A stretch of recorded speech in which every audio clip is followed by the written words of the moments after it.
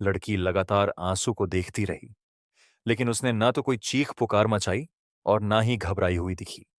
इस सिचुएशन ने आंसू को मुश्किल में डाल दिया। अगर लड़की ने कोई दुश्मनी या जरा सा भी डर जाहिर किया होता या चिल्लाई होती, तो वो अब तक उस पर काबू पाने के लिए एक्शन ले चुका होता। लेकिन अब, जब वो बिना किसी हंगामे के उसे बस देख रही थी, तो उस पर अटैक करना आशु को ठीक नहीं लग रहा था। कुमार परिवार में इतने सारे लोग हैं, हो सकता है कि लड़की सबको पहचानती ना हो। क्या ऐसा हो सकता है कि उसे पता ही नहीं कि मैं कुमार परिवार का हिस्सा नहीं हूं?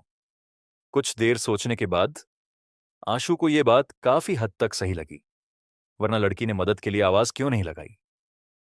अगर वो किसी ऐसे इंसान की तरह होता जिसकी जुबान बड़ी तेज हो, तो शायद लड़की को बेवकूफ बनाकर उससे कुछ इंफॉर्मेशन निकाल सकता था। बदकिस्मती से आशु की जुबान इतनी बड़ी नहीं थी, इसलिए उसने बस लड़की को एक दोस्ताना सी मुस्कान दी। वो ऐसे दिखावा करने लगा जैसे यूं ही टहल रहा हो और अब यार्ड से निकलना चाहता हो। आशु ने एक तरफ कुछ कदम बढ़ाए, ये सोचकर कि वो लड़की के पास से होते हुए निकल जाएगा, लेकिन लड़की ने 2 कदम आगे बढ़कर उसका रास्ता रोक लिया। क्लियरली वो उसे जाने देने के मूड में नहीं थी। एम सॉरी, मैं रास्ता भटक गया था। डिस्टर्ब करने के लिए माफ करना, आशु ने कहा, और फिर दूसरी डायरेक्शन में कुछ कदम बढ़ाए, इस उम्मीद में कि वो लड़की को चकमा देकर निकल सके। लेकिन लड़की ने फिर से उसका रास्ता रोक लिया। फिर भी उसका अटैक करने की कोई इरादा नहीं दिख रहा था, ना ही वो चिल्लाने वाली थी। तुम मुझे रोक क्यों रही हो? क्या मैं किसी तरह तुम्हारी मदद कर सकता हूं? आशु ने अपनी खराब कम्युनिकेशन स्किल के बावजूद लड़की को कन्विंस करने की कोशिश करने का फैसला किया। लड़की अब भी चुपचाप उसे देख रही थी, मानो उसे गौर से परख रही हो। क्या कुमार परिवार इतना अजीब है? आशु को लड़की की हरकतें बेहद अजीब लगीं। सिर्फ उसके बर्ताव का ही कोई सिर पैर नहीं था, बल्कि आशु को यह भी अजीब लगा कि जब वो यार्ड में आया था तब उसे लड़की दिखी ही नहीं थी। ट्रूथ लिसनर की एबिलिटी के रहते ये मुमकिन ही नहीं था कि यार्ड में कोई हो और आंसू को पता भी ना चले। लेकिन जब वो लड़की अचानक उसके पीछे खड़ी हो गई, तो आंसू वाकई समझ नहीं पाया कि वो आई कहां से। क्या ये लड़की इंसान नहीं बल्कि कोई घोस्ट है? आंसू ने बारीकी से लड़की को ऊपर से लेकर नीचे तक देखी, लेकिन उसे उसमें कुछ भी गड़बड़ नजर नहीं आई। वो तो एक मामूली इंसानी लड़की जैसी ही लग रही थी। लड़की अब भी खामोश खड़ी रही।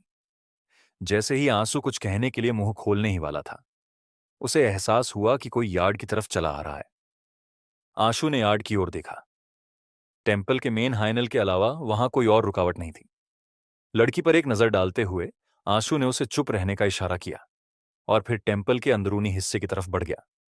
लड़की उसे देख सकती थी, इसका यह मतलब नहीं था कि बाकी लोग भी उसे देख पाएंगे। आशु ने छिपने की सोची। एक कोशिश तो की ही जा सकती है। वैसे भी जब वो पहले ही एक्सपोज हो चुका था, तो सिचुएशन इससे ज्यादा खराब नहीं हो सकती थी। टेंपल के अंदर एक ऑफरिंग टेबल थी, जिस पर कोई एडिशनल डेकोरेशन नहीं थी। आशु सोच ही रहा था कि कहां छिपे, तभी उसने देखा कि वही लड़की टेंपल में अंदर चली आई। जब लड़की आशु के पीछे पीछे टेंपल में आ गई, तो भले ही बाकी लोग इनविजिबल आशु को ना देख पाए, लेकिन उसकी मौजूदगी का पता लड़की की वजह से चल ही जाता। आशु बस उसे काबू में करने के लिए एक्शन लेने ही वाला था कि तभी उसने देखा लड़की ने टेंपल के कोने में लगे एक कपड़े के पर्दे की तरफ इशारा किया, मानो कह रही हो कि वो वहां जाकर छिप जाए। इस बीच वे 2 लोग यार्ड के एंट्रेंस तक पहुंच चुके थे। आशु की कुछ भी कहने की हिम्मत नहीं हुई, क्योंकि उसे डर था कि कहीं उसकी आवाज सुन ना ली जाए। वो बस लड़की की ओर देखता रहा, फिर खुद की ओर इशारा किया, और उसके बाद उस पर्दे की ओर। लड़की ने जैसे उसकी बात समझ ली और चुपचाप सिर हिला दिया। इसके बाद आंसू दबे पांव पर्दे के पीछे की ओर बढ़ गया। जैसे ही आंसू ने खुद को संभाला, उसे यार्ड का दरवाजा खुलने की आवाज सुनाई दी। दोनों लोग अंदर आ गए और डायरेक्टन टेंपल के मेन हॉल में दाखिल हो गए। आंसू को पकड़े जाने का डर नहीं था। अगर कोई देख भी लेता तो वो जरूरत पड़ने पर कत्लेआम कर रास्ता बनाकर निकल सकता था। लेकिन ऐसा करने का मतलब होता किसी भी जानकारी को हासिल करने की पूरी कोशिश नाकाम कर देना। दोनों आदमी कमरे में दाखिल हुए, लेकिन पर्दे के पीछे की ओर एक बार भी नहीं देखा। जाहिर है कि उन्हें अंदाजा ही नहीं था कि कोई यहां छिपा भी हो सकता है। और वैसे भी आंसू इनविजिबल था, उसे यूं ही देख पाना आसान नहीं था। मगर जो बात आशु को सबसे ज्यादा हैरान कर रही थी वो ये कि दोनों ने लड़की की मौजूदगी को पूरी तरह नजरअंदाज कर दिया, जैसे वो वहां थी ही नहीं। जो दो लोग टेम्पल में आए थे वे अब जवान नहीं थे, शायद 50 साल से ऊपर की उम्र के होंगे। टेम्पल हाइनल में दाखिल होने के बाद उन दोनों में से एक आदमी ने ऑफरिंग टेबल पर एक चीज रखी, एक छोटी सी मेटल फनस जैसा आइटम जिसमें कई छोटे छोटे सुराख बने हुए थे और उन सुराखों से हल्का हल्का धुआं निकल रहा था। वो धुआं वर्टिकली ऊपर नहीं उठ रहा था।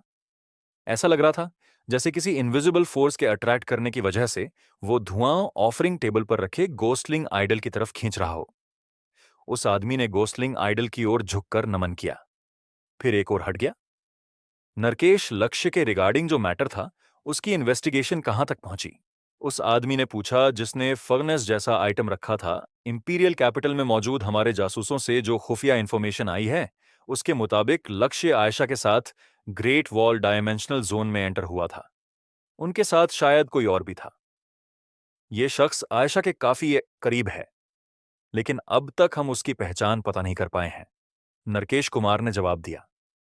तुम्हारे हिसाब से क्या ऐसा मुमकिन है कि खान परिवार ने हमारे मकसद को भांप लिया हो और जानबूझकर लक्ष्य को रास्ते से हटा दिया हो? कालरात कुमार ने भौहें सिकोड़ते हुए कहा। जैसा दिख रहा है वैसा नहीं लगता, नरकेश ने जवाब दिया। अगर खान परिवार ने वाकई हमारे इरादों को जान लिया होता तो वो सिर्फ लक्ष्य को ही निशाना नहीं बनाते, वो हमें कोई सफाई भी नहीं देते और शायद हमारे कुमार परिवार से सारे कनेक्शन भी तोड़ लेते। लेकिन अब तक उनकी तरफ से ऐसे कोई साइंस नहीं मिले।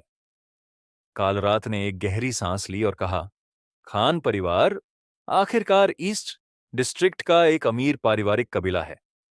भले ही वो हमारे कुमार परिवार से ज्यादा स्ट्रांग हो, लेकिन साउथ डिस्ट्रिक्ट में आकर हम पर हाथ डालना उनके लिए इतना आसान काम नहीं होगा। मुझे इस बात की फिक्र नहीं कि वो हमसे कनेक्शन तोड़ लेंगे, लेकिन अफसोस इस बात का है कि लक्ष्य की मौत के साथ ही हमारा प्लान शायद अब मुमकिन नहीं रहेगा। कालरात, क्या आयशा के लाइफ प्रोविडेंस की जगह कोई और चॉइस नहीं है? नरकेश ने पूछा। अगर कोई चॉइस होती तो हम खान परिवार को निशाना बनाने का इतना बड़ा रिस्क कभी नहीं लेते, कालरात ने एक्सप्लेन किया। हमने अल्फा लेडी गोस्लिंगनी पर सालों तक रिसर्च की है। भले ही वो अब मिथिकल लेवल पर पहुंच चुकी हो, लेकिन हम उसे पूरी तरह कंट्रोल नहीं कर पा रहे। पिछले कुछ सालों में तो उस पर हमारा कंट्रोल और भी कमजोर होता गया है, इसलिए उसे लाइफ सोल में रिफाइन करना अब नामुमकिन है। अब जब वो मिथिकल क्लास में एंटर हो चुकी है तो उसे लाइफ सोल में रिफाइन करना नामुमकिन है। लेकिन अगर हम आयशा के गॉडेस ऑफ मिसफॉर्च्यून वाले लाइफ प्रोविडेंस को यूज करें तो हम एक मिसफॉर्च्यून गोस्ट लिंगनी क्रिएट कर सकते हैं जो अल्फा लेडी गोस्ट लिंगनी को सप्रेस कर सके, उस पर इन्फ्लुएंस डाल सके। इसी तरह से हम दोनों को अपनी मुट्ठी में ले सकते हैं। कालरात ने कहा, क्या हेवन बेबी को मिसफॉर्च्यून गोस्ट लिंगनी की जगह इस्तेमाल नहीं किया जा सकता? नरकेश ने पूछा। यह इतना आसान नहीं है, कालरात ने सीरियसली कहा। अल्फा लेडी गोस्लिंगनी असल में एक अल्फा गोड का पुनर्जन्म है। उसके जन्म से पहले ही हमने जबरदस्ती उसे एक गोस्लिंगनी में रिफाइन कर दिया था। भले ही वो पूरी तरह गॉडेस ना हो, लेकिन किसी आम गोस्लिंग आइडल से तो कहीं ज्यादा पावरफुल है। केवल कुछ बेहद ताकतवर गोस्लिंग आइडल ही उस पर इन्फ्लुएंस डाल सकते हैं। फिलहाल हमारे पास सबसे मजबूत चांस यही है कि हम आयशा को मिस फॉर्च्यून गोस्लिंगनी में रिफाइन करें। बाकी तरीके उससे भी ज्यादा मुश्किल हैं और लगभग नामुमकिन भी। उनकी बातचीत सुनने के बाद आशु कैसे नहीं समझ पाता कि असल में क्या चल रहा था। प्रताप परिवार का शक बिल्कुल सही निकला। उस समय मां का बेरहमी से मर्डर कर पेट से बच्चे को निकालने वाले अल्फा नहीं थे, बल्कि कुमार परिवार के लोग बेरहम और घिनौने लोग थे। उन्होंने उस फीटस को एक गोस्ट लिंग आइडल में रिफाइन कर दिया और उसे मिथिकल लेवल तक रेज कर दी। आशु की गोस्टलिंगनी के बारे में अंडरस्टैंडिंग बहुत लिमिटेड थी। उसे यह नहीं पता था कि गोस्टलिंगनी कैसे मैच्योर होती है, लेकिन उसे पूरा यकीन था कि कुमार परिवार ने इसमें कोई कसर नहीं छोड़ी होगी। अब जब वे उस गोस्टलिंगनी को कंट्रोल नहीं कर पा रहे थे तो उन्होंने आयशा को एक और गोस्टलिंगनी में रिफाइन करना प्लान किया ताकि उससे अल्फा लेडी गोस्टलिंगनी को काबू में रखी जा सके। क्या ही डायबॉलिकल है ये कुमार परिवार। इस दौर में स्ट्रांग बनने की ख्वाहिश रखना कोई गलत बात नहीं है। हर तरह के तरीकों को अपनाना भी गलत नहीं कहा जा सकता, लेकिन जब इंसान इतनी बेरहमी पर उतर आए तो उसे भी तैयार रहना चाहिए कि उसे भी वैसा ही बर्ताव झेलना पड़ेगा।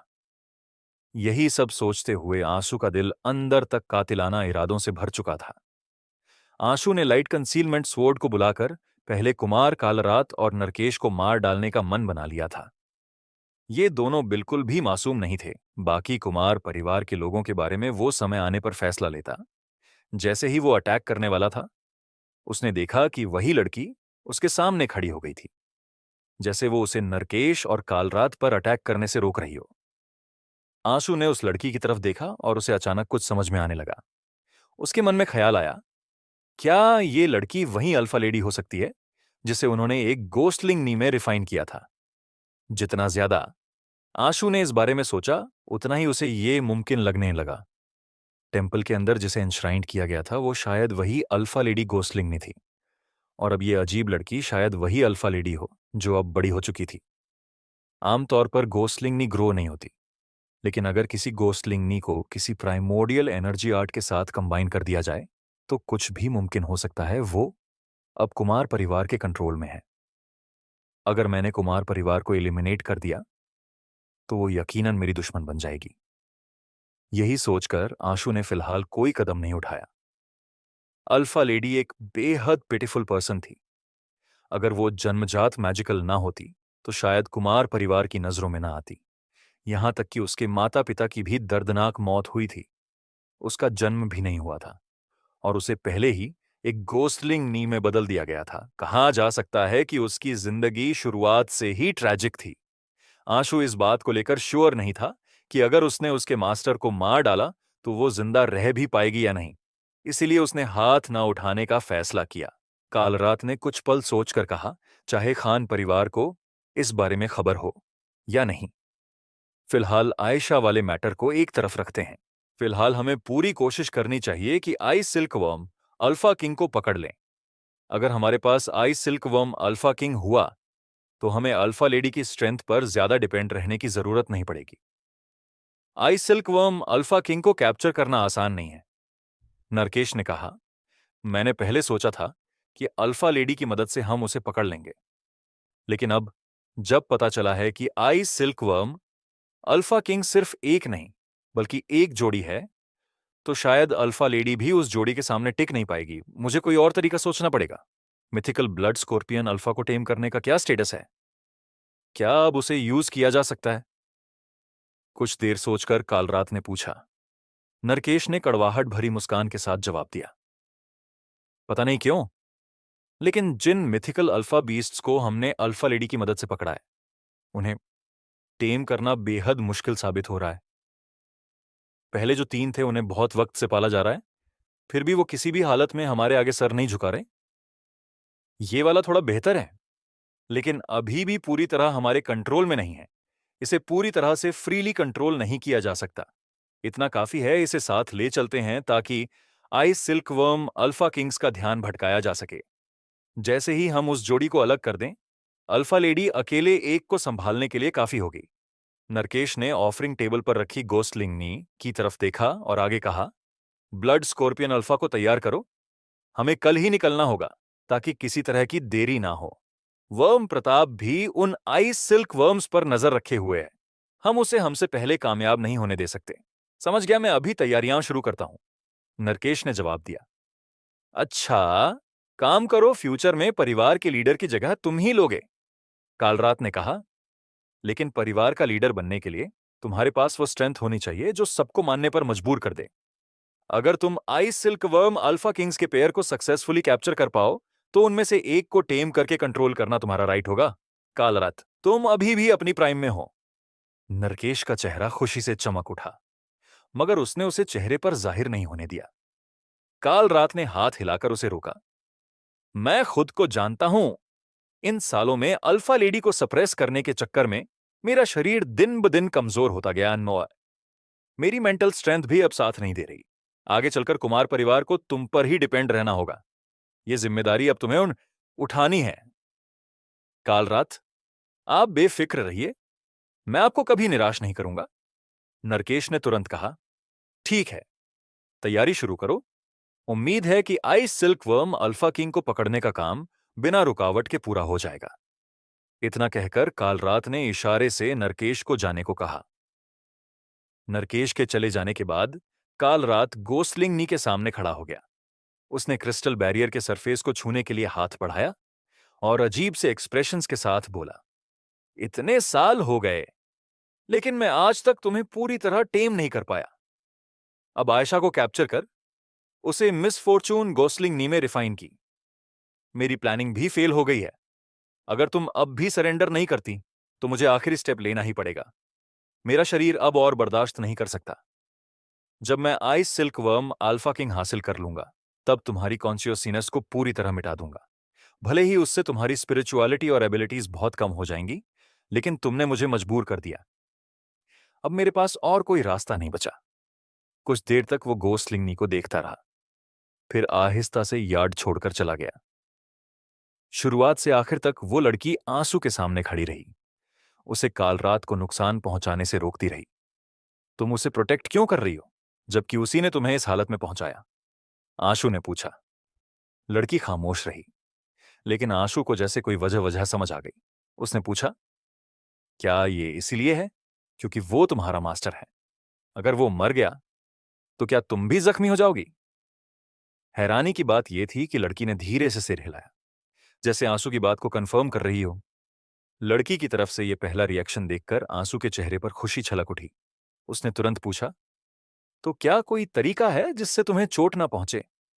लड़की बस उसकी ओर देखने लगी, पर कुछ कहा नहीं। आशु को एकदम से रियलाइज हुआ कि वो लड़की बोल ही नहीं सकती, इसलिए उसने ऑफरिंग टेबल पर रखी गोस्टलिंग नी की ओर इशारा करते हुए पूछा, अगर वो इसे मुझे ट्रांसफर कर दे तो उसके मरने के बाद तुम ठीक रहोगी? इस बार लड़की ने फिर से रिएक्ट किया और सिर हिलाकर हामी भरी। ठीक है, अब मुझे पता है क्या करना है। कुछ दिन और इंतजार करो, मैं जल्दी ही तुम्हें यहां से आजाद करा लूंगा। आशु ने लड़की से कहा और फिर टेम्पल हॉल से बाहर निकल निकल गया। लड़की को शायद उसकी बात समझ गई थी, उसने उसे रोका नहीं। जैसे ही आंसू यार्ड से निकला, वो फिलहाल के लिए कुमार परिवार की जगह छोड़कर चला गया। अल्फा लेडी वाकई में मैजिकल थी और आशु नहीं चाहता था कि वो काल रात के साथ मारी जाए। उसका इरादा था कि पहले उसे अपने पास ट्रांसफर करवाया जाए और फिर आयशा के साथ जो हुआ उसका हिसाब कुमार परिवार से लिया जाए। कुमार परिवार के रेजिडेंस से निकलने के बाद आशु अपने रूम पर वापस लौट आया और उसने विपुल को कॉल किया। अच्छी बात यह थी कि वो पहले ही करुणा पहुंच चुका था और वहां नेटवर्क भी था, इसलिए कॉल लगते ही उसने जल्दी से रिसीव कर लिया। आशु ने गोस्टलिंग आइडल और गोस्टलिंग नी के बारे में कुछ सवाल पूछे और यह पक्का कर लिया कि उसका प्लान कामयाब हो सकता है। उस रात वर्म प्रताप और समर एक साथ लौटे। सिचुएशन बिल्कुल ठीक नहीं लग रही थी, खासकर वर्म प्रताप का चेहरा बहुत ही खिन्न था। समर भी कुछ नहीं बोला। आशु को पता था कि वर्म प्रताप की नाकामी काफी ट्रैजिक रही होगी, इसलिए समर ने चुप रहना बेहतर समझा। क्यों ना हम अपनी शर्त को भूल जाएं, वो तो वैसे भी एक मजाक भर थी। समर ने वर्म प्रताप से कहा। कौन सा मजाक? मैं वर्म प्रताप अपनी जुबान का पक्का हूं। अगर मैं तुम्हारे लिए ice silkworm alpha king को पकड़ नहीं पाया तो मैं तुम्हारा डिसाइपल बनूंगा। वर्म प्रताप ने गुस्से में कहा। समर मुस्कुराते हुए बोला, मैंने तुम्हारी एबिलिटीज देखी हैं। अगर वहां सिर्फ एक ice silkworm alpha king होता तो तुम जरूर उसे पकड़ लेते, लेकिन अब दो हैं। यह अनएक्सपेक्टेड है। चलो इसे बराबरी मान लो ना, तुम हारे ना, मैं जीता क्या? ये फेयर नहीं है। नहीं, एक मर्द की बात सोने जैसी होती है। अगर मैं ice silkworm alpha king को नहीं पकड़ पाया तो मैं तुम्हें अपना मास्टर मानूंगा। मैं अपनी बात से पीछे नहीं हटता। इतना कहकर वर्म प्रताप ने आंसू की तरफ देखा और बोला, अगर समर मेरा मास्टर है तो आंशु तुम मेरे अंकल मास्टर हुए। अंकल मास्टर से कुछ स्किल्स सीखना तो ज्यादा नहीं होगा, है ना? ये सुन आंसू उसे मुंह खोले देखता रह गया।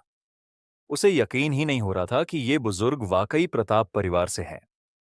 उन 6 हीरो फैमिली में से एक, जो एक तरह से फेडरेशन के बेताज बादशाह थे, ये तो अव्वल दर्जे का बेहया निकला। कमाल है। क्या ये सब शुरू से ही तुम्हारी प्लानिंग थी? समर चौंक गया। जब उसने ये सुना तभी उसे एहसास हुआ कि उसके साथ चाल चली गई थी। वर्म प्रताप हंस पड़ा और बोला, मेरा इंसानी उसूल है जो प्रैक्टिकल हो वही सही। तो क्या हुआ? अगर मैं तुम्हें मास्टर मान लूं, तुम्हें तो अब भी मुझसे अल्फा पालने का तरीका सीखना पड़ेगा। ऊपर से तुम मास्टर हो, लेकिन असल में मैं ही मास्टर रहूंगा। बस टाइटल का फर्क है, इससे कोई फर्क नहीं पड़ता। अगर आशु मुझे फीनिक्स पालना सिखा सके तो अंकल मास्टर कहना तो छोड़ो, मैं तो उसे ग्रैंड मास्टर तक कह सकता हूं। आशु और समर एकदम अवाक रह गए। उन्होंने अपनी जिंदगी में ऐसा इंसान पहली बार देखा था। वर्म प्रताप ने तो जैसे उनकी सोच ही बदल दी। मुझे सच में नहीं पता कि फीनिक्स कैसे पाला जाता है। ये सिली चूजा तो अपने आप ही मुझे फॉलो करने लगा था। मैं तो इस पर ज्यादा ध्यान भी नहीं देता, जो मिल जाए वही खा लेता है। मैं तुम्हें कुछ नहीं सिखा सकता, आशु ने कहा। वर्म प्रताप ने तुरंत सिर हिलाते हुए कहा, नहीं नहीं, मैंने फीनिक्स की आदतों और खान पान के बारे में पुरानी बुक्स में बहुत कुछ पढ़ा है। अगर मेरे पास एक फीनिक्स डिवाइन बर्ड हो तो मैं खुद ही उसे खाना खिलाना जानता हूं। तुम्हें सिखाने की जरूरत नहीं। तो फिर मुझसे तुम क्या सीखना चाहते हो? ये तो नहीं कहोगे कि मैं तुम्हें दूसरा फीनिक्स ढूंढने में मदद करूं? मेरे पास वो एबिलिटी नहीं है, आशु ने हैरानी से कहा। मुझे फीड करना आता है, लेकिन मेरे पास फीनिक्स नहीं है। मैं तो बस तुमसे ये सीखना चाहता हूं कि कैसे एक फीनिक्स खुद ब खुद मेरे साथ रहना चाहे। वर्म प्रताप ने जवाब दिया, मैं पहले ही कह चुका हूं कि यह बर्ड नेचुरली मेरे पीछे आ गई थी। इसमें कोई ट्रिक नहीं है। शायद मेरा कैरेक्टर भी थोड़ा अच्छा है। इसीलिए आशु ने कंधे उचकाकर कहा, आशु सही कह रहा है। जब हम तीनों की उस चूजे से पहली बार मुलाकात हुई थी तब उसने सिर्फ आशु को ही चूज किया था। समर ने भी जोड़ा, इस दुनिया में हर चीज कॉज और इफेक्ट से जुड़ी होती है। ऐसा नहीं हो सकता कि कोई कॉज ही ना हो। अगर कोई कॉज दिख नहीं रहा तो मतलब ये है कि हमने अभी तक उसे डिस्कवर नहीं किया है। ये हो सकता है कि तुम जो प्राइमोर्डियल एनर्जी आर्ट से तुम प्रैक्टिस करते हो वो कुछ स्पेशल हो, या फिर तुम्हारे पास कोई छिपी हुई स्पेशल फिजिक हो। ये भी मुमकिन है कि तुम्हारे पास कुछ ऐसा हो जिसने उस फीनिक्स का ध्यान खींच लिया हो। कुल मिलाकर कोई ना कोई वजह तो जरूर होगी, और वही वजह मुझे जाननी है। वर्म प्रताप ज्यादा देर तक सीरियस नहीं रह पाया और फिर शरारती मुस्कान के साथ आशु से बोला, वैसे भी इस बार ice silkworm alpha king को कैप्चर कर पाना काफी मुश्किल लग रहा है। तो अब से तुम मेरे अंकल मास्टर आशु हो। अगर तुम्हें सिखाने का शौक है तो सिखा देना, और अगर नहीं है तो मुझे बस तुम्हारे साथ रहने दो। मैं खुद से ही सीख लूंगा। आशु का अब वर्म प्रताप से बात करने का बिल्कुल मन नहीं था। वो समर की तरफ मुड़ा और बोला, मैं कल तुम्हारी मदद करूंगा ice silkworm alpha king को कैप्चर करने में। लेकिन उसे पकड़ने के बाद मुझे 2 दिन के लिए उधार देना। उधार कैसे? वर्म प्रताप ने होंठ कर्ल करते हुए कहा, अल्फा जब एक बार अपने मास्टर को रिकॉग्नाइज कर लेता है तो उसे ट्रांसफर नहीं किया जा सकता। तुम उसे उधार लेकर कैसे लौटाओगे? मुझे आइस सिल्कवर्म अल्फा किंग को अपना मास्टर मानने की जरूरत नहीं है। मुझे बस थोड़ी देर के लिए उससे एक काम लेना है। काम पूरा होते ही मैं उसे लौटा दूंगा। आशु ने शांत लहजे में कहा, कोई दिक्कत ही नहीं। उधार देना तो छोड़ो, तुम चाहो तो पूरी तरह रख लो, समर ने मुस्कुराते हुए कहा। वर्म प्रताप को यह सुनकर थोड़ा बुरा लगा। अगर तुम फीनिक्स का इस्तेमाल करके आइस सिल्कवर्म अल्फा किंग पकड़ना चाहते हो तो मेरी सलाह है कि मत जाओ। फीनिक्स भले ही पावरफुल हो, लेकिन अभी वो एक बेबी है। आइस सिल्कवर्म अल्फा किंग उससे डरने वाला नहीं है। अगर जरा भी चूक हुई तो तुम फीनिक्स को गंवा भी सकते हो। वो तो बहुत बड़ा नुकसान होगा। कल जब वहां पहुंचेंगे तब देखेंगे क्या करना है, आशु ने कहा। उसे भी पता था कि आइस सिल्कवर्म अल्फा किंग को कैप्चर करना आसान नहीं होगा, लेकिन कुमार परिवार कल उसे पकड़ने वाला था। यही तो वो मौका था जिसका उसे इंतजार था। उसका प्लान था कि आइस सिल्कवर्म अल्फा किंग को कुमार परिवार से पहले छीन ले और फिर उसी के जरिए अल्फा लेडी को हासिल करे। अगर वो 2 आइस सिल्कवर्म अल्फा किंग्स के बदले एक गोस्लिंग नी का एक्सचेंज ऑफर करता, जो शायद कालराज को मार भी सकती है, तो कालराज यकीनन मान जाएगा। जब तक वो पूरा बेवकूफ ना हो, आखिरकार उसने तो पहले ही अल्फा लेडी की स्पिरिचुअल कॉन्शियसनेस मिटाने का प्लान बना लिया था। और जब ऐसा हो जाएगा तो गोस्टलिंग नी की एबिलिटी काफी हद तक कम हो जाएगी। तब शायद वो एक मामूली आइस सिल्कवर्म से भी कमजोर हो जाए। ऐसे कंपैरिजन में कोई भी समझदार इंसान क्या चुनेगा, वो सबको पता है। ठीक है, मैं देखना चाहता हूं कि तुम कल आइस सिल्कवर्म अल्फा किंग कैसे पकड़ते हो। अगर तुम वाकई में उसे पकड़ पाए तो मैं वर्म प्रताप तुरंत ही तुम दोनों को मास्टर और अंकल मास्टर स्वीकार कर लूंगा, वर्म प्रताप ने कहा। साफ था कि उसे आशु की कामयाबी को लेकर ज्यादा उम्मीद नहीं थी। छोड़ो यार, तुम्हारा मास्टर बनने में कोई अचीवमेंट की फीलिंग नहीं आती, समर ने कहा। ऐसा मत कहो। हो सकता है अभी तुम्हें कुछ महसूस ना हो, लेकिन सोचो अगर तुम साउथ डिस्ट्रिक्ट में घूम रहे हो और किसी प्रताप परिवार के मेंबर से मिलो और कहो कि तुम वर्म प्रताप के मास्टर हो, सोचो कितना जबरदस्त सीन होगा। कम से कम नो अचीवमेंट तो नहीं लगेगा? वरुण प्रताप ने मुस्कुराते हुए कहा। आशु और समर ने उसे हिकारत भरी नजरों से देखा। उसकी पर्सनैलिटी को देखते हुए यह कहना मुश्किल था कि उसने बाहर और कितनों को मास्टर और अंकल मास्टर मान रखा था। प्रताप परिवार अगर वाकई उस पर ध्यान दे तो वही हैरानी की बात होगी। अगली सुबह सूरज निकलने से पहले ही आशु ने समर और वर्म प्रताप को जगा दिया और उन्हें साथ लेकर उस जगह के लिए निकल पड़ा जहां ice silkworm alpha Kings मौजूद थे। उसे कावरात और नरकेश की बातचीत सुनकर पता चल चुका था कि कुमार परिवार इसी वक्त वहां पहुंचने वाला था। अगर वो देर से जाता तो हो सकता था कि कुमार परिवार पहले ही ice silkworm alpha king को कैप्चर कर चुका हो, लेकिन ज्यादा जल्दी जाना भी सही नहीं था। अगर वो कुमार परिवार के आने से पहले ही अल्फा किंग को पकड़ लेता तो उन्हें यह पता ही नहीं चलता कि ice silkworm alpha king अब आशु के पास है।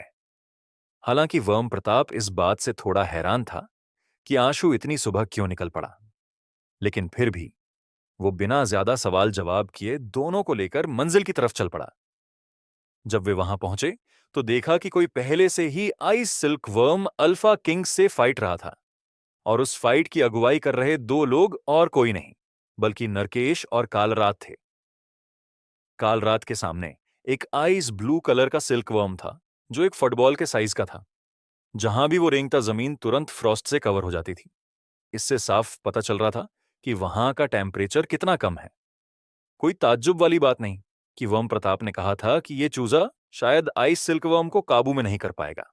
इतनी स्ट्रॉन्ग आइस एलिमेंटल पावर के सामने फीनिक्स की फ्लेम्स की इफेक्टिवनेस काफी कम हो जाएगी, आशु ने मन में सोचा। उधर नरकेश की नजर आंसू और उसके साथियों पर पड़ी। जब उसने वर्म प्रताप को देखा तो उसके चेहरे का हाव भाव थोड़ा बदल गया। जाहिर है कि उसे डर था कि कहीं worm Pratap ice silkworm alpha Kings को छीन ना ले। अजीब है, यहां सिर्फ एक आइस सिल्क वर्म क्यों है? दूसरा आइस सिल्क वर्म कहां गया? वर्म प्रताप ने थ्योरियां चढ़ाते हुए कहा। कहीं ऐसा तो नहीं कि कुमार परिवार ने दोनों आइस सिल्क वर्म्स को अलग अलग लुभाया हो? समर ने पूछा। वर्म प्रताप ने सिर हिलाते हुए कहा, ये दोनों आइस सिल्क वर्म्स एक पेयर हैं। इनके बीच एक तरह की टेलीपैथी जैसी एबिलिटी होती है, जिस वजह से इन्हें अलग करना इतना आसान नहीं है। अगर मैं इन्हें अलग कर सकता तो कब का कर चुका होता। तब कुमार परिवार के पास तो कोई चांस ही नहीं रहता। शायद तुम्हारे पास वो एबिलिटी ही नहीं है ये कि तुम उन्हें अलग नहीं कर पाए। इसका मतलब ये तो नहीं कि और कोई नहीं कर सकता। समर ने जानबूझकर चुभने वाले लहजे में कहा।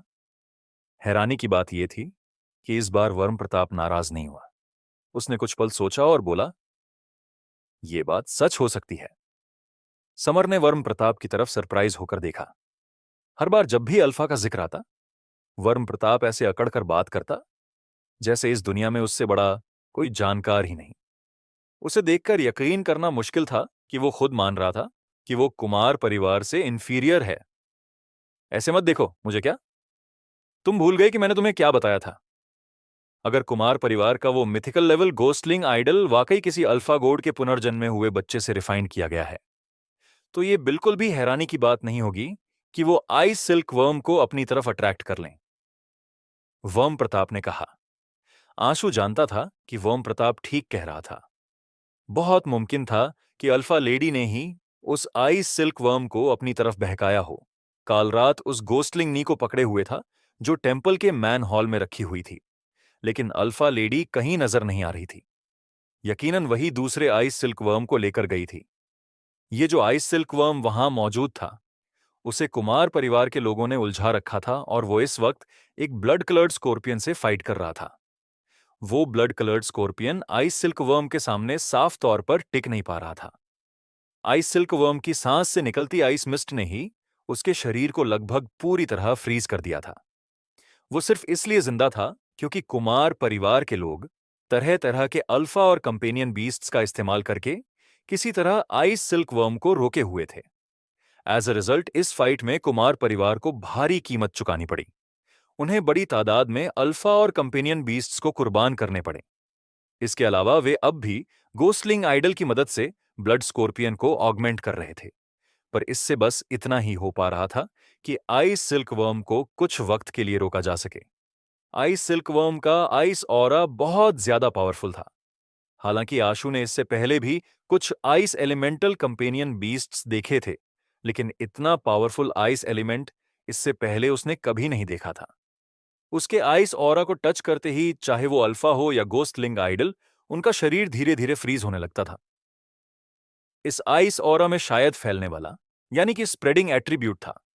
एज लॉन्ग एज कोई इसके कांटेक्ट में आता, उसका शरीर कोल्ड होता चला जाता। बहुत से अल्फा तो बस इसकी हल्की सी छुअन में आए थे। शुरू में तो ज्यादा असर नहीं दिखा, लेकिन थोड़ी देर बाद वे पूरी तरह फ्रोस्ट में कवर हो गए और ग्रेजुअली शैटर हो गए। क्या हमें एक्शन लेना चाहिए? अब जब दोनों आइस सिल्कवर्म्स अलग हो चुके हैं, तो ये एक बेहतरीन मौका है। समर ने वर्म प्रताप से पूछा। कोई जल्दी नहीं है, थोड़ा और देख लेते हैं। वो लोग आइस सिल्कवर्म के सामने टिकने वाले नहीं हैं। वर्म प्रताप कुछ पल रुका, फिर बोला, आफ्टर ऑल, हमारा प्रताप परिवार साउथ डिस्ट्रिक्ट का बादशाह माना जाता है। हमें जरूरत से ज्यादा लालची या ऑफेंसिव नहीं दिखना चाहिए, नहीं तो घर के लोग फिर ताने देंगे और फिर सिरदर्द तय है। जब कुमार परिवार के लोगों ने देखा कि वर्म प्रताप और उसके साथ आए दो नौजवान खड़े होकर बस देख रहे हैं और आगे आने का कोई इरादा नहीं दिखा रहे, तो उन्होंने राहत की सांस ली। काल रात, क्या तुम्हें लगता है कि वर्म प्रताप हमारा आइस सिल्कवर्म छीन सकता है? नरकेश ने काल रात के कान में फुसफुसाकर पूछा, जिस पर काल रात ने हेवी एक्सप्रेशंस के साथ कहा, प्रताप परिवार पूरे साउथ डिस्ट्रिक्ट को कंट्रोल करता है। ऊपर से वे सब कुछ फेयर तरीके से करने का दिखावा करते हैं, इसीलिए शायद वो खुलकर इसे नहीं छीनेंगे, लेकिन फिर भी हमें केयरफुल रहना होगा। उम्मीद है कि अल्फा लेडी जल्दी ही दूसरे आइस सिल्कवर्म को पकड़ ले। अल्फा लेडी की तरफ सिचुएशन कैसी है? नरकेश ने पूछा। काफी धुंधली सी है, मुझे बस इतना सेंस हो रहा है कि वहां फाइट हो रही है, काल रात ने जवाब दिया। काल रात, तुम्हारा अल्फा लेडी पर परसेप्शन लगातार वीक होता जा रहा है, कहीं कोई दिक्कत तो नहीं होगी? नरकेश ने टेंशन भरे लहजे में पूछा। एज लॉन्ग एज उसका असली शरीर मेरे हाथों में है, वो मुझे रेसिस्ट नहीं कर सकती। अगर मैं उसे मरने का हुक्म दूं, तो वो सिर्फ मरेगी, काल रात ने कोल्ड लहजे में कहा। नरकेश ने लंबी सांस ली और कहा, अल्फा लेडी वाकई बहुत स्पेशल है। हम उसे इतने सालों से पाल रहे हैं, लेकिन अब तक उसकी स्प्रिट बॉडी तक नहीं देख पाए। उसने तो तुम्हें भी नुकसान पहुंचाया, जिस वजह से गोस्लिंग से तुम्हें बैकलैश झेलना पड़ा। अगर हम उसे पूरी तरह से अपना बना पाते, तो हमारा कुमार परिवार सिर्फ आइजाइनल जैसे छोटे इलाके तक लिमिटेड नहीं रहता। अगर हम इस आइस सिल्कवर्म के पेयर को कैप्चर कर उन्हें वश में कर लें, तो हमारा कुमार परिवार भी ऊंचाइयों तक उड़ सकेगा, काल रात ने कहा। नरकेश ने सिर हिलाया और बोला, शुक्र है कि मैंने उस कपल से अल्फा को पालने की जो टेक्निक ऑब्टेन की थी, उसमें आइस सिल्कवर्म अल्फा किंग के बारे में बहुत डिटेल में रिकॉर्ड है, वरना अल्फा लेडी की मदद से भी इन दोनों आइस सिल्कवर्म्स को अलग करना बेहद मुश्किल होता। काल रात के चेहरे के एक्सप्रेशंस अचानक सोलम हो गए। मैंने तुम्हें साफ साफ कहा था कि उस मामले का जिक्र फिर कभी मत करना। इस पर नरकेश ने तुरंत हड़बड़ाते हुए कहा, माफ करना मुंह से निकल गया। आशु उन दोनों से काफी दूर खड़ा था, लेकिन ट्रूथ लिसनर की एबिलिटी की वजह से वो उनकी बातचीत साफ साफ सुन पा रहा था। मुझे पहले अल्फा लेडी और दूसरा आइस सिल्कवर्म ढूंढना चाहिए। इसी ख्याल के साथ आशु ने ट्रूथ लिसनर की हेल्प से बड़े स्केल पर सर्च शुरू की और जल्द ही उसे एक दूर के दलदल वाले इलाके में एक आइस सिल्कवर्म दिखाई दिया, लेकिन अल्फा लेडी का कहीं कोई ट्रेस उसे नहीं मिला। फिलहाल उस आइस सिल्कवर्म पर नजर रखो, मैं दूसरे आइस सिल्कवर्म को ढूंढता हूं, आशु ने समर से कहा और चुपचाप वहां से पीछे हट गया। कुछ ही देर बाद कुमार परिवार को एहसास हुआ कि वर्म प्रताप के ग्रुप से एक मेंबर गायब है। हालांकि वर्म प्रताप खुद मौजूद था, सिर्फ एक नौजवान गायब था, इसीलिए वे ज्यादा परेशान नहीं हुए। आफ्टर ऑल, जब वर्म प्रताप तक आइस सिल्क वर्म को ट्रैप नहीं कर पाया, तो सिर्फ प्रताप परिवार का एक मामूली मेंबर अकेले उसे ट्रैप कर ले, ये तो नामुमकिन ही था। इसके अलावा उन्होंने ऐसे ट्रैप्स और मैकेनिज्म सेट किए हुए थे जो जैसे ही कोई पास आता, काल रात और बाकी लोगों को तुरंत इन्फॉर्म कर देते। आशु ने वहां से निकलते ही अपना इनविजिबिलिटी रोप पहन लिया और तेजी से उस दूसरे आइस सिल्कवर्म की डायरेक्शन में बढ़ गया। उस इलाके में जो आइस सिल्कवर्म के सबसे करीब था, आशु ने देखा कि दलदल में कुछ अल्फा बिछाए गए थे। आंसू उन अल्फा के ऊपर से केयरफुली उड़ता हुआ निकला, बिना उन्हें अलर्ट किए। जब वो आइस सिल्क वर्म तक पहुंचा तो उसकी नजरें एक आइस ब्लू कलर के आइस सिल्क वर्म पर पड़ी। ये आइस सिल्क वर्म पहले वाले से थोड़ा बड़ा लग रहा था। हैरानी की बात यह थी कि ट्रूथ लिसनर की एबिलिटी के बावजूद आशु को अल्फा लेडी का कोई सुराग नहीं मिला। लेकिन जब उसने अपनी आंखों से देखा तो उसे नजर आया कि अल्फा लेडी उस आइस सिल्क वर्म को कन्फ्रंट कर रही थी। यह वाकई अजीब है, ट्रूथ लिसनर की एबिलिटी से अल्फा लेडी का पता नहीं चल रहा। यहां तक कि कालरात, जो अल्फा लेडी का मास्टर है, वो भी उसे नहीं देख सकता। लेकिन मैं उसे कैसे देख पा रहा हूं? आशु थोड़ा कंफ्यूज्ड था। अगर उसने supreme healing life soul पर स्विच किया होता तो किसी स्पिरिट बॉडी को देख पाना अजीब बात नहीं होती, मगर आशु ने तो वो भी नहीं किया था। उसने कोई भी स्पेशल पावर भी सर्कुलेट नहीं की थी। फिर भी वो उस अल्फा लेडी को साफ साफ देख पा रहा था, जिसे और कोई नहीं देख सकता था। ये बात उसे बहुत उलझन में डाल रही थी। ये मंजर आशु ने जो इमेजिन किया था उससे थोड़ा अलग था। कालरात ने कहा था कि अल्फा लेडी आइस सिल्कवर्म से फाइट कर रही है, लेकिन जो सीन उसने अपनी आंखों से देखा वो बिल्कुल ही अलग था। अल्फा लेडी जमीन पर बैठी थी और अपनी उंगलियों से आइस सिल्कवर्म को छेड़ रही थी।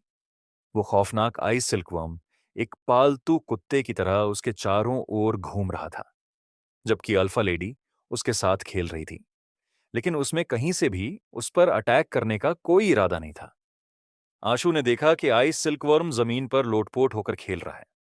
उसके मन में ख्याल आया, इतना खतरनाक आइस सिल्कवर्म अगर अल्फा लेडी के हाथों इस तरह खिलौना बन गया है तो ये वाकई डरावना है। अच्छा हुआ कि कुमार परिवार वाकई में अल्फा लेडी को कंट्रोल नहीं करता, वरना उसकी एबिलिटीज के साथ कुमार परिवार की स्ट्रेंथ कब की अपनी लिमिट से उससे बहुत आगे निकल चुकी होती। जैसे ही आशु उसके पास पहुंचा, अल्फा लेडी खड़ी हो गई और उसकी तरफ देखने लगी। उसकी इनविजिबिलिटी उस पर बिल्कुल भी असर नहीं कर रही थी। मुझे इस आइस सिल्कवर्म अल्फा किंग की जरूरत है ताकि मैं इसके बदले तुम्हारी आजादी हासिल कर सकूं। आशु ने जमीन पर पड़े आइस सिल्कवर्म की तरफ इशारा करते हुए कहा। अल्फा लेडी ने सिर हिलाया, फिर आइस सिल्कवर्म को हल्के से छुआ। वो खूंखार और दबंग आइस सिल्कवर्म बिल्कुल पालतू जानवर की तरह आज्ञाकारी होकर आंसू की ओर रेंगता चला आया और उसके पैरों के पास रुक गया। उसमें जरा भी अटैक करने की ख्वाहिश नहीं थी। लगता है कुमार परिवार ने वाकई में अल्फा लेडी की स्ट्रेंथ को बहुत कम आंका है। आशु ने सोचा, अगर उन्हें पता होता कि अल्फा लेडी इतनी आसानी से आइस सिल्कवर्म जैसे टोप क्लास अल्फा को अपने कंट्रोल में कर सकती है तो उनके चेहरे के एक्सप्रेशंस देखने लायक होते। आशु ने वो प्राइमोडियल गोल्ड पॉट निकाला जो वर्म प्रताप ने प्रिपेयर किया था और उसे जमीन पर रख दिया। आइस सिल्कवर्म एक पालतू जानवर की तरह उछलकर उस पॉट में चला गया। अल्फा लेडी की तरफ देखते हुए आशु का दिल एक हलचल से भर गया। उसने पूछा, क्या तुम सीक्रेटली दूसरे आइस सिल्कवर्म अल्फा को भी कंट्रोल कर सकती हो, ऐसे कि सबको लगे कि मैंने उसे कैप्चर कर लिया? ओके। अल्फा लेडी ने फिर से सिर हिलाया। ऐसा लग रहा था कि वो ये काम कर सकती है। तो फिर बाद में उस आइस सिल्कवर्म अल्फा को कंट्रोल करना और ऐसा दिखाना कि जैसे मैंने उसे पकड़ लिया और क्रॉसिमाया। आशु ने अपना प्लान डिटेल से अल्फा लेडी को समझाया। जब उसे यकीन हो गया कि अल्फा लेडी सब ठीक से समझ चुकी है, तो उसने प्राइमोडियल गोल्ड पॉट में बंद आइस अल्फा को उठाया और चुपचाप लौटकर समर और वर्म प्रताप के पास जा पहुंचा। बुरा हो गया, अल्फा लेडी फेल हो गई। किसी ने आइस सिल्कवर्म चुरा लिया। काल रात के चेहरे के एक्सप्रेशंस अचानक बदल गए। ये कैसे मुमकिन है? अल्फा लेडी से कोई आइस सिल्कवर्म को यूं चुपचाप कैसे छीन सकता है? नरकेश डर के मारे उछल पड़ा। उसके चेहरे पर डिसबिलीफ झलक रहा था। मुझे नहीं पता। जो अल्फा हमने वहां सेट किए थे उनकी ओर से कोई रिएक्शन नहीं आया और अल्फा लेडी को भी उसका कोई सुराग नहीं मिला। काल रात का चेहरा और भी ज्यादा बिगड़ गया, जिसके साथ उसने आगे कहा, मैंने अल्फा लेडी को वापस बुला लिया है।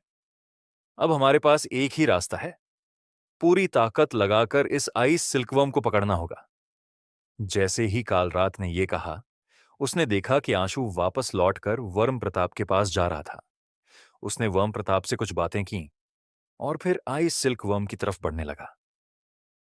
क्या ऐसा हो सकता है कि उसी ने दूसरा आइस सिल्क वर्म चुराया हो? काल रात का दिल एक पल को धक से रह गया। नरकेश पहले ही अपने आदमियों को लेकर आशु का रास्ता ब्लॉक कर चुका था ताकि वो बैटलफील्ड के पास ना जा सके। उसी वक्त उसने वर्म प्रताप की ओर चिल्लाकर कहा, बुजुर्ग, मास्टर प्रताप, हम इस आइस सिल्क वर्म को पकड़ने जा रहे हैं। ऐसे में आपका दखल देना क्या ठीक रहेगा? वर्म प्रताप ने मुस्कुराते हुए जवाब दिया, मैं तो यहीं खड़ा हूं। मैंने एक कदम भी नहीं बढ़ाया। बताइए, मैंने कब आपके मामले में दखल दिया? प्रताप परिवार हमेशा साफ सुथरे और खुले तौर तरीकों के लिए जाना जाता है। बुजुर्ग मास्टर प्रताप, क्या क्या आप कहना चाह रहे हैं कि ये दोस्त? उसने आशु की ओर इशारा करते हुए कहा, प्रताप परिवार के मेंबर नहीं है। काश ऐसा होता कि वो हमारे प्रताप परिवार का मेंबर होता। वर्म प्रताप ने कहा, लेकिन अफसोस वो नहीं है। नरकेश के कुछ कहने से पहले ही वो आगे बोल पड़ा, लेकिन आप ये भी नहीं कह सकते कि उसका हमसे कोई लेना देना नहीं है। भले ही वो हमारे परिवार का मेंबर नहीं है, लेकिन वो मेरे अंकल मास्टर हैं।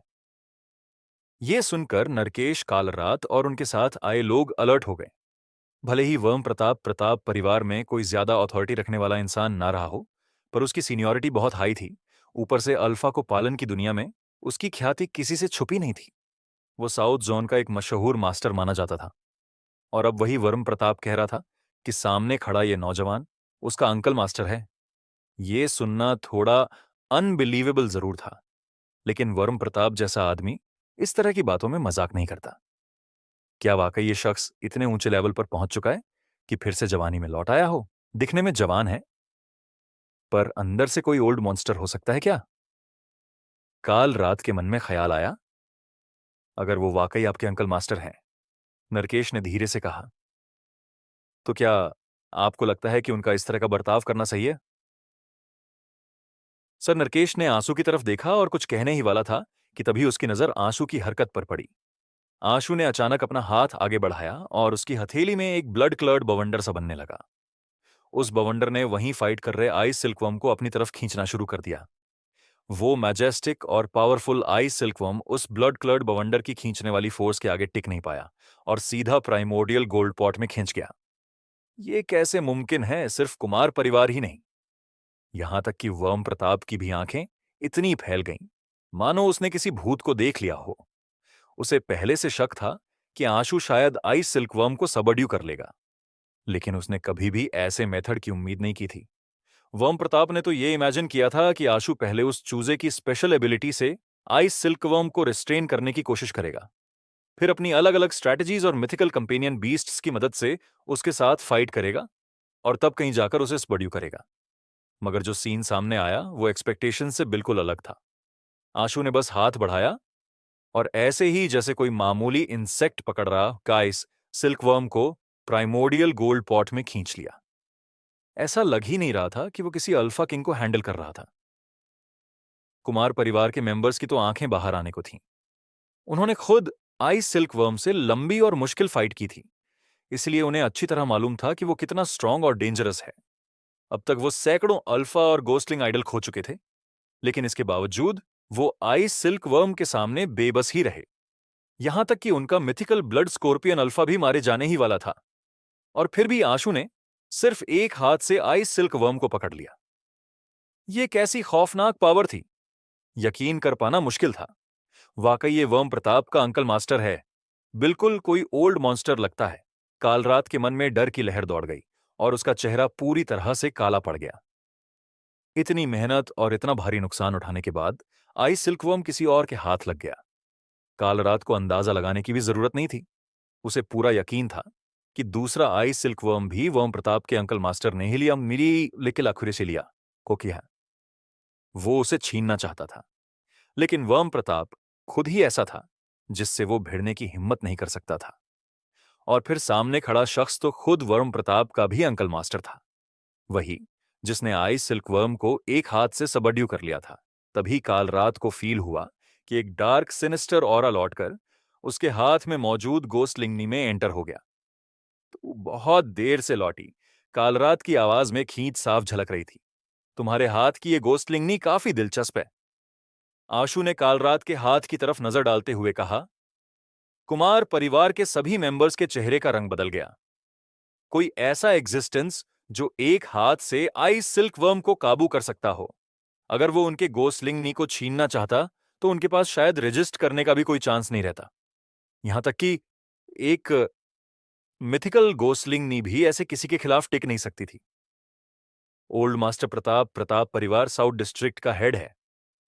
आप क्या चुपचाप खड़े रहेंगे और अपने अंकल मास्टर को हमारी गोस्लिंग नी छीनते हुए देखेंगे? नरकेश ने गुस्से और घबराहट वाली मिलीजुली आवाज में वर्म प्रताप की तरफ देखा और दांत भींचते हुए कहा, वर्म प्रताप? कुछ कहता उससे पहले ही आंसू ने काम लहजे में कहा, किसने कहा कि मैं तुम्हारी कोई चीज छीनना चाहता हूं? एक बूढ़ा आदमी हूं, बस थोड़ी दिलचस्पी हुई तो पूछ लिया।